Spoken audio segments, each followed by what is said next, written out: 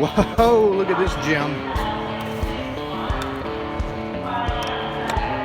Grandma can't be late for church, son. It even knows I got a perf shift. Perfect shift. Watch. Grandma not be late.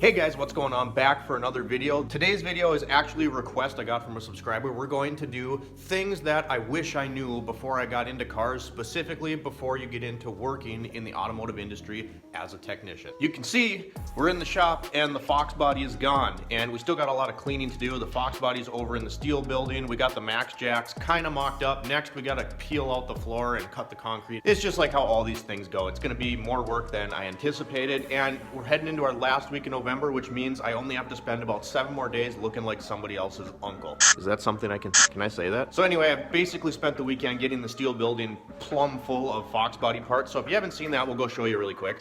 There's the finished product. Plumb full. So yeah, this was originally a tarp building. You can see the frame there. I think total I got about $850 into this with recycling this frame, but as you can see there's some light coming through in the back. It's just cold storage, you guys, and the car doesn't have any electrical or interior in it. It's just metal, so this is gonna work perfect.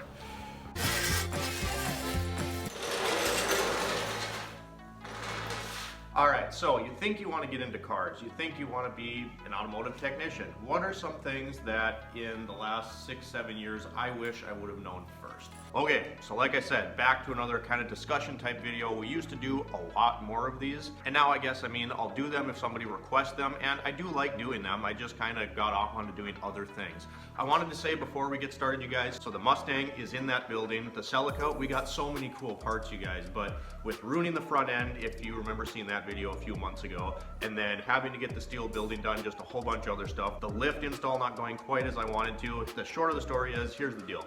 Once the lift is actually operational, then we will get back to putting some of that stuff on the Celica and get to assembling the motor on the Fox body. So the plan is this winter to get the motor assembled. If you remember from a while ago, we have the motor back from the machine shop. It's an 87 roller cam 5 liter that someone dumped in my 83 GT. So we got that back, and hopefully soon, once this lift and all this other garbage is out of the way, we'll get back to some of that stuff. But for today, somebody asked me, what do I think I wish I would have known before? And there's a lot of things. Do I regret my decision to be a technician? No, not at all, not at all. So this video is going to be more geared toward the industry itself, not so much being a car enthusiast. If you want to see a video on being a car enthusiast and why I think we're into cars, what I think it means to me, I'll put a card right up here to a video I did last week. So once you're done with this video, you can go check that one out. But really quick, you guys, if you can watch this entire video, that really helps my channel grow a lot. The YouTube algorithm loves it when it sees that the watch time on the videos go up. Also, right now, drop a like. It takes 2 seconds. Drop a like on this video.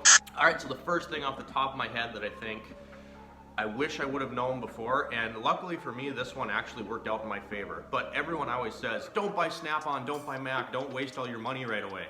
I'm telling you right now, if you're gonna go about this the way that most people do, you get into a tech school, 90% of the time, when you sign up, the reps will come there with tools for you to look at. Snap-on has a starter set, Mac has a starter set, Gear Wrench, Matco, whatever.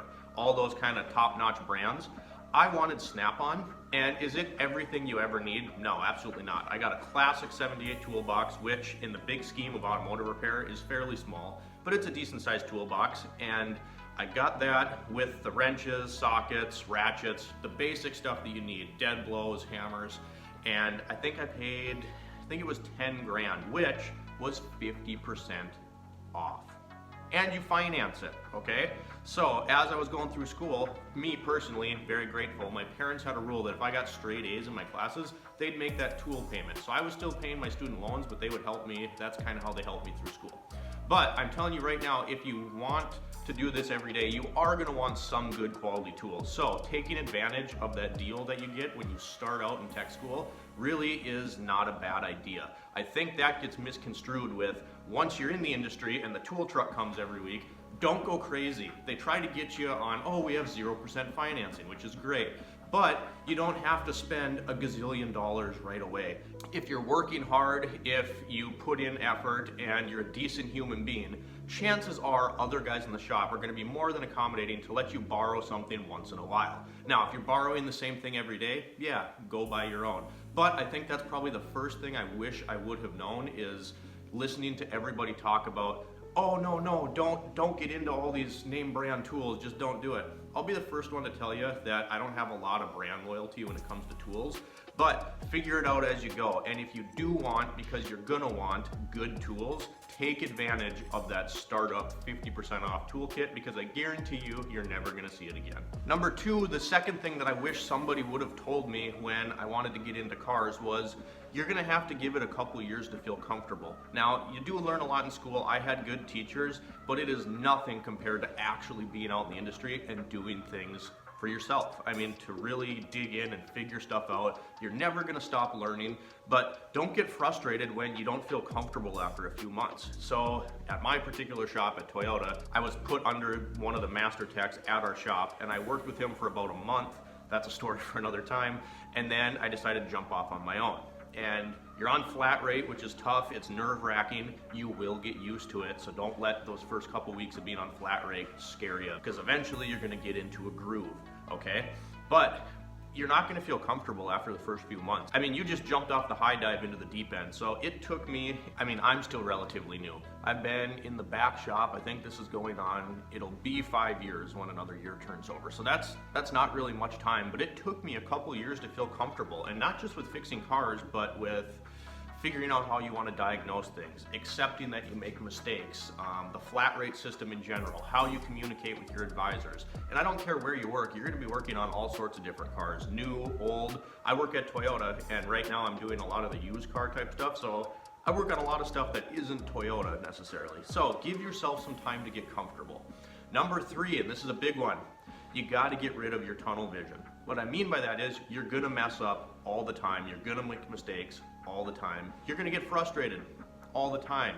And the sooner that you can get over letting your emotions get to you and staying mad and just kind of clear your head and be like, I don't care. I'm gonna figure it out. I don't care. Don't let yourself get so upset. And I think everyone that's into cars knows exactly what I'm talking about, because at some point, before you decide this is gonna be your career, it's a hobby. You're a DIY. You're working in your parents' garage, in your own garage, in a parking lot, tinkering on stuff, and you get pissed. I mean, that's what cars suck. They really suck.